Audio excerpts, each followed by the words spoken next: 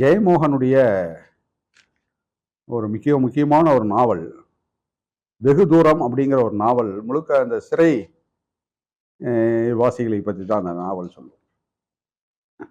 அதில் ஒரு சிறையில் இருக்கிற ஒரு ஒரு இளைஞன் அவன் விடுதலையாய் வந்து அவங்ககிட்ட போகிறது தான் அந்த கதை.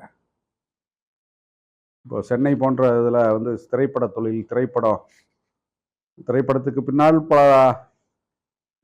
லட்சக்கணக்கான பேர் திரைப்பட தொழிலை சார்ந்து வாழ்கிறாரு. இப்போ இன்னைக்கு கூட ஜெயிலர் படம் அது பெரிய ஆட்டம் பாட்டம் எல்லாம் இருக்குது. ஆனால் இந்த திரைப்படம் சார்ந்து அது போஸ்ட் ஒட்டுறவங்களா இருக்கட்டும், அந்த சினிமா தேட்டரில் பாப்கார்ன் விற்கிறவங்களா இப்படி எத்தனை கோடிக்கணக்கான மனிதர்கள் அதை நம்பி வாழ்கிறாங்க. ஒரு காலத்தில் இது போன்ற தொழில்நுட்பங்கள்லாம் இல்லாத காலத்தில் கழுகுகள் ஒரு காட்சிக்கு சாமி கும்பிட்ற மாதிரி தேவைப்படும் போது ஒரு கழுகுகளை பறக்க விடுவாங்க. கழுகுகள் தேவைப்பட்டுனா கழுகுகள், காக்கை தேவைப்பட்டுனா காக்கை.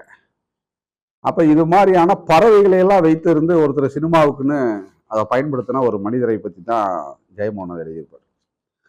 இந்த கழுகுகளை வந்து வீட்டிலேயே வளர்த்து வரவர். அந்த கழுகுகள்லாம் பார்த்தீங்கன்னா உங்களுக்கு வந்து தன்னுடைய இயல்பான வாழ்க்கை முறையை இழந்து பறக்காது, பெரிய வெளியே போய் எதையுமே தேடுவதற்கு வாய்ப்பு இல்லாமல் அது வீட்டுக்குள்ளேயே சுற்றும். ஒரு கொஞ்ச நாளில் அந்த சினிமாவில் தொழில்நுட்பங்கள் எல்லாம் வந்த பின்னாடி பல புதிய சட்டங்கள் மிருகங்களை பயன்படுத்தக்கூடாது, பறவைகளை இது மாதிரி எல்லாம் பல சட்டங்கள்லாம் வந்தது. அவங்களுக்கு வேலை வாய்ப்பெல்லாம் போய் அவர் ரொம்ப வேலை இல்லாமல் இருப்பார். இந்த கழுகுகளையெல்லாம் வாடகைக்கு விடுறவர். அந்த கழுகுகளையெல்லாம் வெளியே போக சொல்லி துரத்து வர அதெல்லாம் போகாது, எல்லாம் வீட்டை சுற்றிக்கிட்டே இருக்காது. ஏன்னா அதுங்களுக்கு அந்த பறந்து போகக்கூடிய வாழ்க்கையெல்லாம் அது இழந்திருக்கணும். இவருக்கு வருமானமே இருக்காது, பயங்கர பசி பட்னியோட இருப்பார். ஒரே ஒரு பையன், அவனும் வேலை இல்லாமல் இருப்பான். அப்போ சொல்லுவார், என்னடா இந்த கழுகுகள்லாம் எதுவுமே சாப்பிட்றதுக்கு அது வாங்கி கொடுக்க முடியல, இதுலாம் பார்த்துட்டே இருக்க முடியல, போகவும் மாட்டேங்குது, இப்போல்லாம் இது மாதிரி வேலையே இல்லையே, என்ன வேணுமா வெட்டி போடுறா, அதுகளுக்கு நான் செத்துடுறேன், அதை வெட்டி போடுறா, அதுக்கெல்லாம் சாப்பிட்டோம் அப்படின்பார். அவனால் அதை கேட்டுட்டு ரொம்ப துன்பப்படுவான், அதனால் இருக்கவே முடியாது.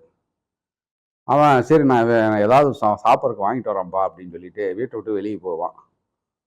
அவனை ஒரு போலீஸ் வந்து அவனை ஏதோ ஒரு சந்தேக கேஸில் பிடிச்சிட்டு சிறைக்கு கொண்டு போயிடும். அவன் ஒரு சிறையில் ஒரு 6 மாத தண்டனை அனுபவிச்சுட்டு அவன் வீட்டுக்கு வருவான். வீட்டுக்கு வந்தானா அவங்க அப்பா செத்து கிடப்பார். இந்த கழுகுகளை வைத்து சினிமாவில் வித்தை காமிச்ச அந்த கலைஞன் அப்படியே இறந்து கிடப்பார். அவர் இறந்து 2-3 நாள் இருக்கும்.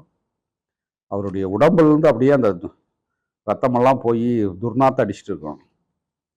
அந்த கழுகுகள் அவரை சுற்றி உட்கார்ந்துட்டு எலும்பு தோலுமா கழுகுகள் அப்படியே தலையை தொங்க போட்டு கழுகுகள் சுற்றி உட்காந்துட்டே இருக்கு.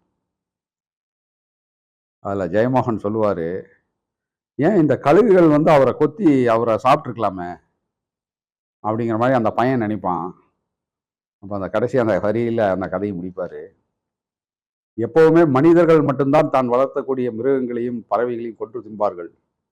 ஆனால் ஒருபோதும் விலங்குகளும் பறவைகளும் தான் வளர்ப்பவனை கொல்வதும் இல்லை, தின்பதும் இல்லை அப்படிங்கிற மாதிரி அந்த கதையை முடிச்சிருப்பார். பறவைகளிடமிருந்தும் விலங்குகளிடம் நாம் கற்றுக்கொள்ள வேண்டியது எவ்வளோ மகத்தான செய்தி அப்படிங்கிறது